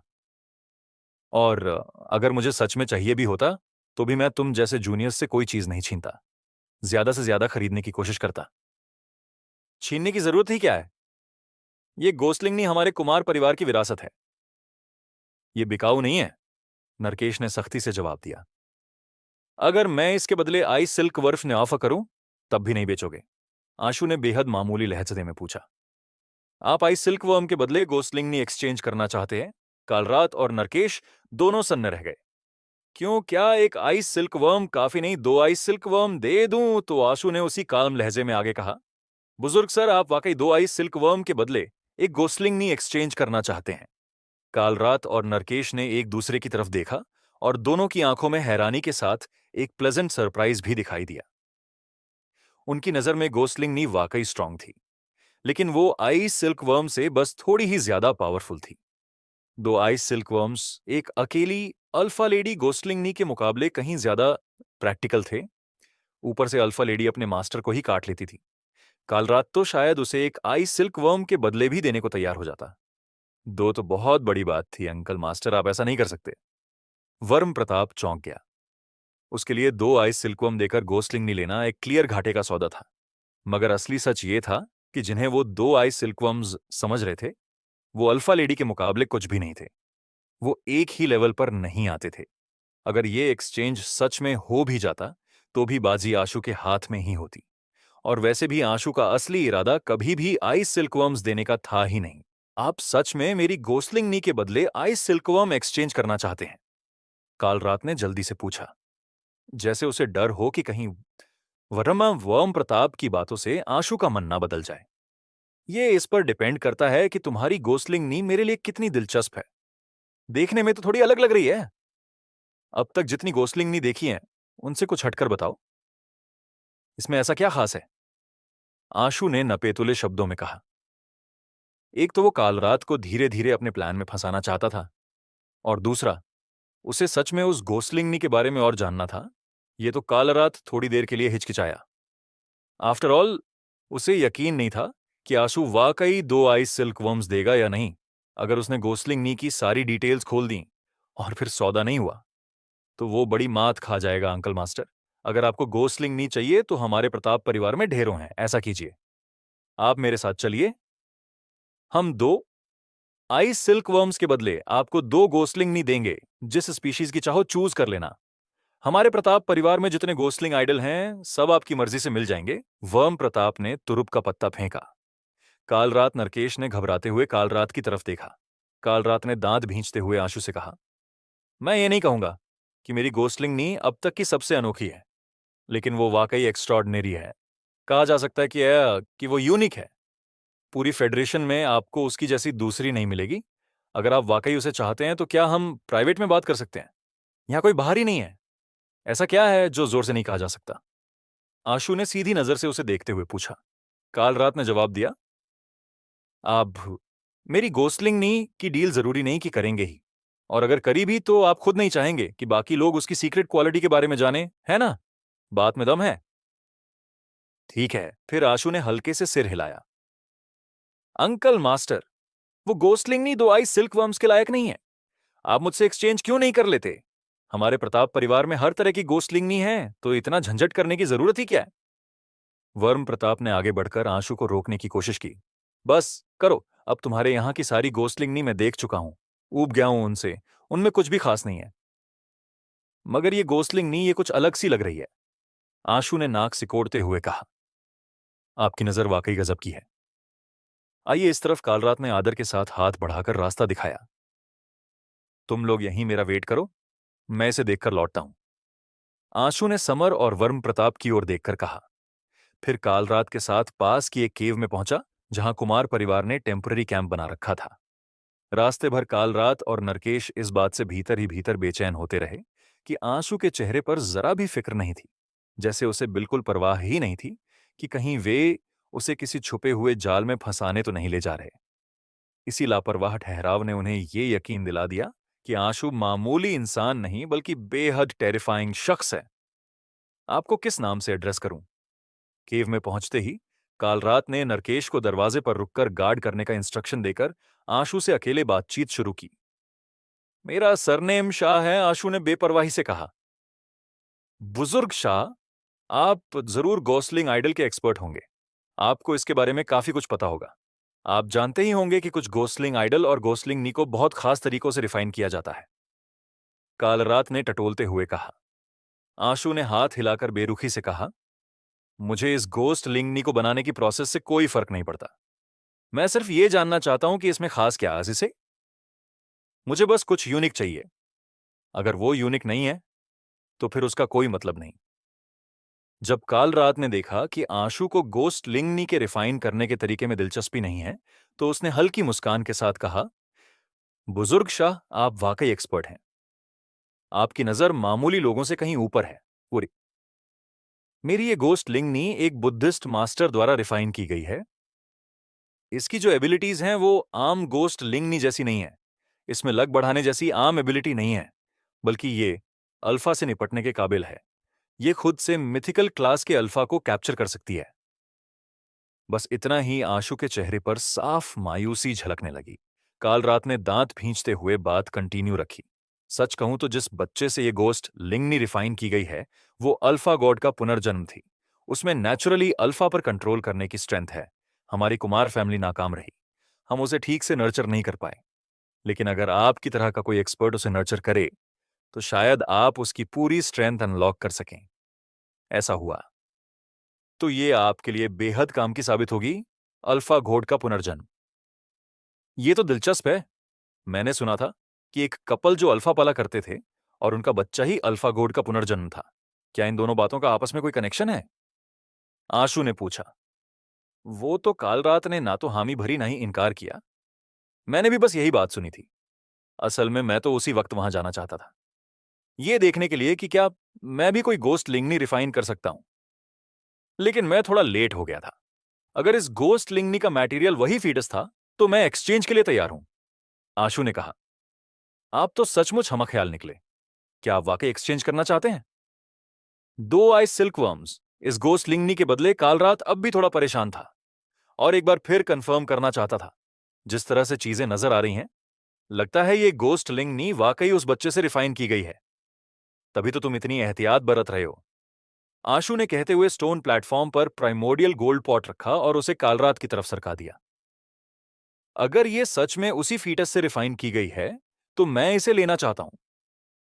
आइस सिल्कवर्म्स तुम्हारे हुए, क्या मैं अंदर के आइस सिल्कवर्म्स को एक नजर देख सकता हूं? ऐसा नहीं कि मुझे आप पर भरोसा नहीं है, लेकिन यह हमारी कुमार फैमिली के आने वाले कल का सवाल है। कालरात ने केयरफुली पूछा। इस स्टेज पर भी वो पूरी तरह अलर्ट था। खोल लो, मेरा प्राइमोडियल गोल्ड पॉट कोई मामूली आइटम नहीं है। अगर मैंने एक बार किसी अल्फा को इसमें ट्रैप कर दिया, तो फिर ड्रैगन किंग अल्फा भी इससे भाग नहीं सकता। आशु ने लापरवाही से कहा। जब कालरात ने सुना कि प्राइमोडियल गोल्ड पॉट इतना पावरफुल है, तो उसने उसे उठाया और गौर से देखने लगा। उसे सच में यह पॉट उम्दा लगा, लेकिन यह समझ नहीं आया कि इसमें खास बात क्या थी। कुमार फैमिली ने अभी हाल ही के कुछ सालों में अल्फा को पालना शुरू किया था, और इसीलिए वो उसमें गोस्ट लिंग आइडल को नर्चर करने जितने एक्सपर्ट नहीं थे। ऐसे में वो वर्म प्रताप के बनाए हुए अल्फा पॉट को कैसे पहचान, कालरात उसे ओपन करने की हिम्मत नहीं जुटा पाया। उसे डर था कि कहीं आइस सिल्कवर्म्स बाहर ना निकल जाए। वो जानता था कि अगर 2 आइस सिल्कवर्म्स एक साथ सामने आ गए, तो उसके पास उनसे बच निकलने का कोई चांस नहीं होगा। लेकिन फिर उसने सोचा, गोस्लिंगनी उसकी जिंदगी से जुड़ी थी, और अगर आशु उसे हासिल करना चाहता था, तो वो उसे नुकसान नहीं पहुंचा सकता था। ये सोचकर काल रात ने हिम्मत जुटाई और बहुत एहतियात से अल्फा पॉट के ढक्कन का एक कोना धीरे से खोला। उस छोटी सी दरार से उसने देखा दो आइस सिल्कवर्म्स अंदर मौजूद थे, लेकिन प्राइमोडियल गोल्ड पॉट ने उन्हें रिस्ट्रेन कर रखा था। चाहे उन्होंने जितनी भी कोशिश की, वो बाहर नहीं निकल सके। अब काल रात को चैन मिला। उसने ढक्कन पूरी तरह खोल दिया और वो दोनों आइस सिल्कवर्म्स बस पॉट के अंदर ही चक्कर लगाते रहे, बाहर रेंग पाने में पूरी तरह नाकाम। मैंने कभी नहीं सोचा था कि दुनिया में ऐसा भी कोई अल्फा पॉट हो सकता है। आज मेरी सोच सचमुच और भी बड़ी हो गई है। काल रात कुछ पल के लिए सोच में डूबा, फिर बोला, क्योंकि आप इतने सच्चे दिल से सामने आए हैं तो मैं भी कुछ नहीं छुपाऊंगा। मेरी ये गोस्ट लिंगनी उसी फीटस से रिफाइन की गई है। इसमें अल्फा वर्म्स पर बहुत स्ट्रॉन्ग रेस्ट्रेनिंग इफेक्ट है। ये गोस्ट लिंगनी के बीच भी एक पावरफुल एग्जिस्टेंस है। इसे आप अल्फा और गोस्ट लिंगनी का फ्यूजन भी कह सकते हैं। ये दुनिया में एकदम यूनिक है। आप ये एक्सचेंज करके बिल्कुल भी पछताएंगे नहीं। जैसा कि मुझे उम्मीद थी, मुझे पहले से ही यकीन था कि मैं गलत नहीं हूं। ऐसे में ये दोनों आइस सिल्कवर्म्स तुम्हारे हुए। अब इसकी इंट्रिंसिक लॉक हटाओ और इसे मुझे सौंप दो। आशु ने कहा। काल रात थोड़ा झिझकते हुए बोला, बुजुर्ग शाह, आपका पॉट वाकई कमाल का है, लेकिन हमारी कुमार फैमिली आपके मुकाबले कुछ भी नहीं है। हमारे पास कोई ऐसा पॉट नहीं है जिसमें हम इन आइस सिल्कवर्म्स को ले जा सकें। असल में हम इस गोस्ट लिंगनी को ही इन्हें कंट्रोल करने के लिए लेना चाहते थे, लेकिन अब जब ये गोस्ट लिंगनी आपको ट्रांसफर की जा रही है, तो हमारे पास कोई चारा नहीं बचा। क्या आप थोड़े समय के लिए हमें ये अल्फा पॉट उधार दे सकते हैं? जैसे ही ये सक्सेसफुली टेम हो जाए, हम इसे तुरंत वापस कर देंगे। काल रात की बात सुनकर आशु ने मन ही मन सोचा, ये काल रात तो बहुत ही लालची निकला। अब तो इसकी नजरें अल्फा पॉट पर भी पड़ गई हैं, लेकिन यही तो आंसू भी चाहता था। मगर इसे जाहिर ना करते हुए उसने बड़प्पन के साथ कहा, ये तो बस एक अल्फा पॉट है। मेरे पास ऐसे कई हैं, कोई बड़ी बात नहीं। इसे ले जाओ, लौटाने की कोई जरूरत नहीं बुजुर्ग। आशु, आप सच में ऐसा कह रहे हैं? काल रात की खुशी का ठिकाना नहीं रहा। उसे तो ऐसा महसूस हुआ जैसे वो अभी घुटनों के बल बैठकर आंसू के आगे बौ कर देगा, बशर्ते कि तुम्हारी गोस्ट लिंगनी वाकई अल्फा गोड से रिफाइन की गई हो। अगर मुझे जरा भी गड़बड़ी का एहसास हुआ तो याद रखना, तुम्हारा कुमार परिवार महफूज नहीं रह पाएगा। आइस सिल्कवर्म्स और अल्फा पॉट की बात तो छोड़ ही दो, आशु ने उसी बेरुखी से कहा। यह सुनकर काल रात के मन में खतरे की घंटियां बजनी शुरू हो गईं। उसके चेहरे की खुशी कुछ कम हो गई और वो सीरियस होकर बोला, फिक्र मत कीजिए, ये गोस्ट लिंगनी डेफिनेटली अल्फा गोड के पुनर्जन्म से रिफाइंड की गई है और इसे मैंने खुद रिफाइंड करी है। इसीलिए इसमें गलती की कोई गुंजाइश नहीं है। अगर मैंने झूठ बोला हो तो 10,000 अल्फा मेरे सीने में सुराख कर दें। काल रात ने कसम खाकर सच बताया। तो अब मुझे तसल्ली है। चलो, इसका इंट्रिंसिक लॉक ओपन कर दो। आशु ने कहा। क्या डायरेक्ट ओपन कर दूं या इंट्रिंसिक लॉक को डायरेक्ट आपके पास ट्रांसफर कर दूं? काल रात ने कंफ्यूज के साथ सवाल किया। जरूरत नहीं है। अगर मैं एक मिथिकल गोस्टलिंग नी को भी सप्रेस नहीं कर पाया, तो गोस्टलिंग आइडल की स्टडी में लगाए हुए मेरे ये साल किसी काम के नहीं। आशु ने बेरुखी से कहा। ठीक है। काल रात को अब यकीन हो गया था कि आशु वाकई कोई बड़ा आदमी है। उसे मिथिकल गोस्टलिंग नी जैसी चीज की भी कोई खास परवाह नहीं थी। तभी तो वो वर्म प्रताप का अंकल मास्टर बन सका। आशु जिस तरह आसानी से ice silkworm alpha Kings को ट्रैप करने में कामयाब हो गया था, उसे याद करके काल रात अब और हिचकिचाया नहीं। उसने गोस्टलिंग नी को आशु को हैंडओवर की ओर एक छोटे पर्स जैसी चीज निकाल ली। पर्स को पकड़ते हुए उसने अपनी टंग को दांतों से काटी और उस पर खून की एक बड़ी छींट गिरा दी। जैसे ही उसका खून पर्स पर पड़ा, उस पर्स पर फ्लेम्स जल उठी और वो बर्न होना शुरू हो गया। पर्स के पूरी तरह डिस्ट्रॉय होते ही आशु के हाथ में मौजूद गोस्टलिंगनी कांपने लगी। काल रात के चेहरे के एक्सप्रेशन भी एकदम बिगड़ गए। उसका चेहरा पीला पड़ गया और उसके माथे पर पसीना छलक आया। वो जबरदस्त दर्द में दिख रहा था। आशु ने पहले ही विपुल से सलाह ली थी और इसी वजह से उसे पता था कि ये इंट्रिंसिक लॉक गोस्टलिंगनी को काल रात की लाइफ से कनेक्ट करता है। अगर इसे रिमूव किया जाए तो इससे काल रात को भी भारी नुकसान पहुंचता। काल रात शायद इसलिए इंट्रिंसिक लॉक रिलीज करने को तैयार हुआ था, क्योंकि वो पूरी तरह से अल्फा लेडी को कंट्रोल नहीं कर पा रहा था। उल्टा उसे अल्फा लेडी की पावर से बार बार बैकलैश झेलना पड़ा था। जिस वजह से इन सालों में वो लगातार मेंटली और फिजिकली टॉर्चर बर्दाश्त कर रहा था, अब जब उसे आखिरकार अल्फा लेडी से आजादी मिल रही थी, तो वो खुद आंशू से भी ज्यादा बेसब्र हो गया था। काल रात के नजरिए से देखा जाए तो 2 आई सिल्क वर्म अल्फा किंग्स और मैजिकल अल्फा पॉट के साथ अब कुमार परिवार का आने वाला कल पहले से कहीं बेहतर होने वाला था, और अल्फा लेडी के बैकलैश का दर्द भी अब बीते कल की बात हो जाएगी। जैसे ही पर्स पूरी तरह बर्न होकर खत्म हो गया, गोस्टलिंगनी के स्कल पर कुछ टूटता हुआ सा महसूस हुआ। आंशू ने ध्यान से देखा तो स्कल के ऊपर से एक बूंद खून रिसती नजर आई। इसी के साथ काल रात बेइंतहा दर्द की वजह से कराह उठा और उसने खून की एक बड़ी उल्टी की। देखकर साफ था कि उसके जख्म मामूली तो बिल्कुल नहीं थे। बुजुर्ग शाह, जल्दी से गोस्टलिंगनी को सप्रेस करो, उसे भागने मत देना, काल रात ने दर्द बर्दाश्त करते हुए कहा। उसे इस बात का डर नहीं था कि अल्फा लेडी भाग जाएगी। आफ्टर ऑल, वो उसे पहले ही आंसू को बेच चुका था। अब वो भागे या रहे, उससे उसे कोई फर्क नहीं पड़ता था। डर सिर्फ इस बात का था कि कहीं वो लौटकर उस पर मुसीबत ना ले आए। डील पूरी हो चुकी है, अब मुझे निकलना चाहिए। आशु ने गोस्टलिंग नी को कसकर पकड़ी और उसमें प्राइमोडियल एनर्जी की एक स्ट्रीम इंजेक्ट कर दी। इसी के साथ गोस्टलिंग नी तुरंत प्राइमोडियल एनर्जी से एनवलोप हुई। यह उस हो गई। फिर उसने उसे बैग में रखा और खड़ा हो गया। कोई बुजुर्ग शाह को वापस छोड़कर आए। काल रात ने किसी को पुकारा और कहा, बुजुर्ग शाह, अपना ख्याल रखना, मेरी तबीयत ठीक नहीं है, इसलिए खुद आपको नहीं छोड़ पाऊंगा। अच्छे से आराम करो। इंट्रिंसिक लॉक डिस्ट्रॉय होने के बाद तुम काफी देर घायल हो चुके हो। इतना कहकर आंशु गोस्टलिंगनी के साथ वहां से रवाना हो गया। नरकेश हड़बड़ाते हुए एक्साइटेड होकर कालरात के पास आया और बोला, कालरात, क्या हमने सच में डील फाइनल कर ली क्या? हमने सच में वो दोनों ice silkworm alpha Kings हासिल कर लिए। हाँ, ये बिल्कुल वही 2 ice silkworm alpha Kings हैं। इन पर अब भी हमारी लगाई हुई मार्किंग है, कोई शक नहीं। कालरात खुद भी काफी एक्साइटेड था। वो बुजुर्ग शाह अब तक नहीं जानता कि अल्फा लेडी में कुछ गड़बड़ है, और उसे लग रहा है कि उसने बेहतर डील मार ली। अब हमारे पास 2 आइस सिल्कवर्म अल्फा किंग्स हैं और मेरे शरीर से बैकलैश भी हट चुका है। अब हमारे पास एक अल्फा किंग होगा। 2-3 साल में जब हम इन्हें पूरी तरह टेम कर लेंगे, तब हमारा कुमार परिवार एक नई ऊंचाई तक जा सकता है। और हाँ, ये अल्फा पॉट देखो, ये तो कमाल का है। कालरात ने अल्फा पॉट ओपन किया और नरकेश को आइस सिल्कवर्म दिखाए। साथ ही उसने अल्फा पॉट की खासियतें भी समझाई। बुजुर्ग शाह ने इतनी कीमती चीज ऐसे ही हमें दे दी, कितना बेवकूफ है वो। नरकेश ने ठंडी सांस लेकर कहा। आशु तब तक काफी दूर जा चुका था, लेकिन ट्रुथ लिसनर की लाजवाब हीरिंग की वजह से उसे दोनों भाइयों की बात साफ साफ सुनाई दे रही थी। वो मन ही मन हल्की मुस्कान लिए सोचने लगा, पता नहीं असली बेवकूफ कौन है। अल्फा लेडी इतनी खतरनाक थी कि वो मिथिकल आइस सिल्कवर्म्स को अपनी मर्जी से किसी भी वक्त काबू में कर उनसे कुछ भी करवा सकती थी।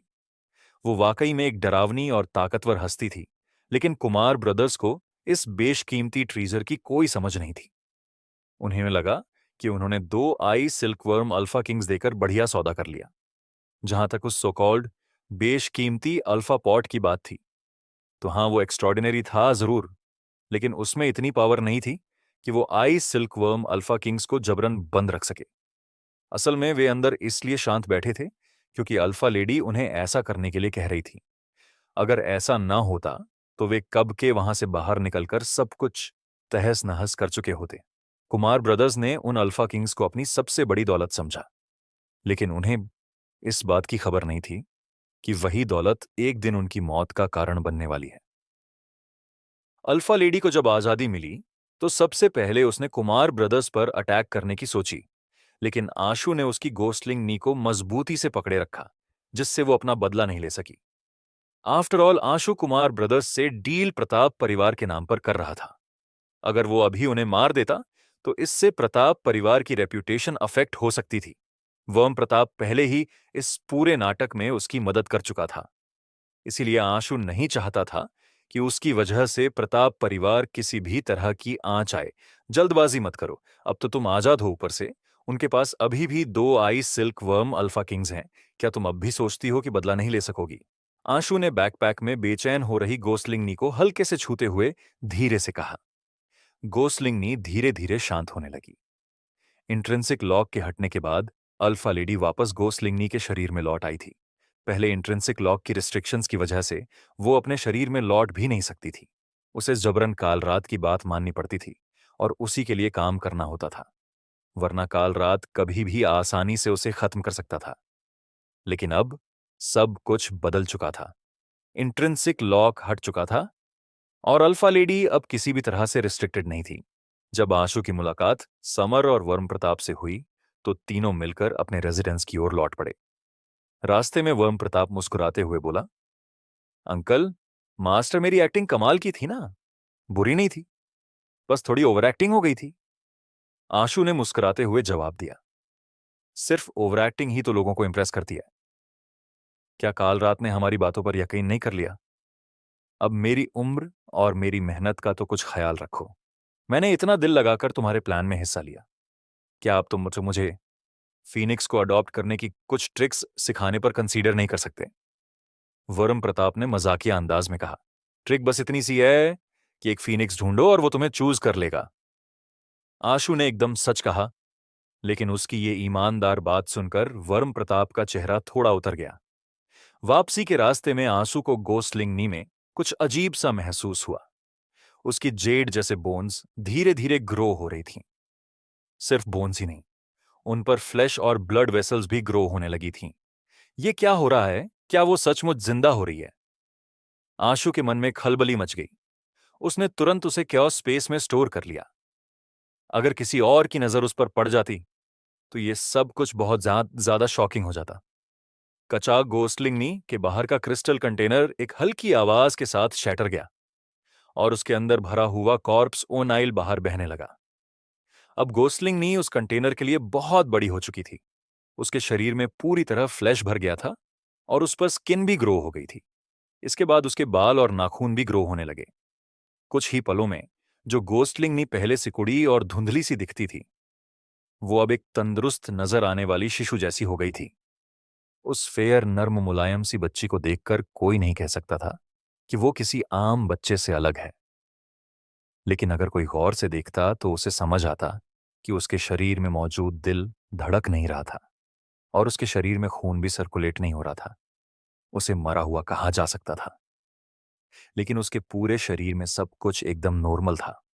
उसमें लाइफ फोर्स मौजूद थी, यहां तक कि उसकी आंखें भी खुली थीं।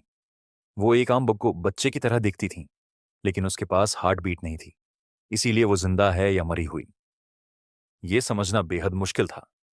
जब आशु अपने रेसिडेंस पहुंचा, तब तक वो बच्ची 1 साल की टॉडलर जैसी हो चुकी थी। नर्म मुलायम स्किन, धीरे धीरे गाढ़ा होता रंग और बालों की बारीक लटें उसके सिर पर हल्के से लहराने लगी थीं। लेकिन उसकी ग्रोथ वहीं रुक गई थी। आशु ने सबसे पहले सोचा था कि वो धीरे धीरे ग्रो होकर अल्फा लेडी जैसी यंग स्टेट में पहुंच जाएंगी, लेकिन ऐसा कुछ नहीं हुआ। क्या ऐसा उसे कैओस स्पेस में रखने की वजह से हुआ? उसने मन ही मन सोचा, फिक्र से भरी निगाहों से बच्ची की ओर देखा। उसने केयरफुली उसे उठाई, जैसे कोई किसी रेयर लेकिन नाजुक चीज को टच करता है। फिर उसे गर्म पानी से नहलाई, उसके शरीर पर लगे हुए कॉर्प्स ओनाइल को धीरे धीरे साफ किया और उसे बेड पर बैठा दी। लेकिन हैरानी की बात यह थी, वो बच्ची बिल्कुल मोशनलेस बैठी रही। उसकी उम्र बढ़ने के कोई साइंस नहीं थे और वो एक तक आंसू को बिना किसी एक्सप्रेशन के देखे जा रही थी। उसने केओस स्पेस में रखा डेमोनिक नियोनेट के लिए खरीदा गया एक कपड़ों का सेट निकाला, जो उसने ओरिजिनली तब उसे पहनाने का प्लान किया था, जब उसके पास मौज मस्ती के लिए कुछ नहीं होता। मगर अब वे काम आ गए। हालांकि वो डेमोनिक नियोनेट से थोड़ी छोटी थी, इसलिए जब उसने कपड़े पहने तो वो उस पर ओवरसाइज लग रहे थे। लेकिन ये वही सबसे सूटेबल कपड़े थे जो आंशु उसके लिए ढूंढ पाया था। अभी तो उसे इन्हीं से काम चलाना पड़ेगा और फिर आंशु फ्यूचर में उसके लिए और कपड़े ले आएगा। तुम्हें कपड़े पहनना आता है? आंशु ने लड़की से पूछा।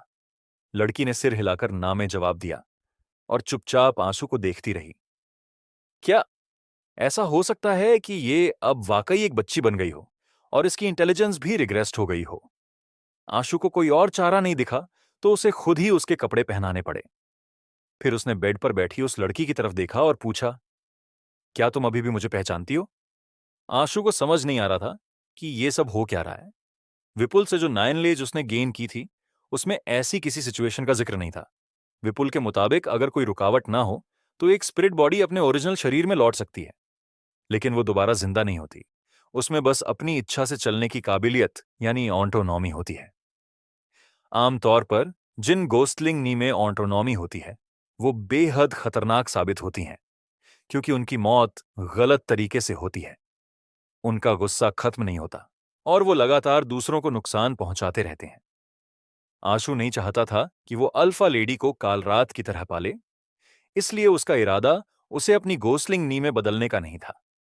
उसकी जगह वो एक और तरीका अपनाना चाहता था ताकि उसे वहां से ले जा सके। मगर आंसू की उम्मीदों के उलट उसके उस तरीके को अपनाने से पहले ही अल्फा लेडी जिंदा हो गई और एक नवजात शिशु में ट्रांसफॉर्म हो गई। जो तरीका विपुल ने सिखाया था वो अब शायद बेकार हो चुका था। लड़की ने सिर हिलाया। ऐसा लग रहा था कि उसे अब भी आंसू कौन है ये याद था।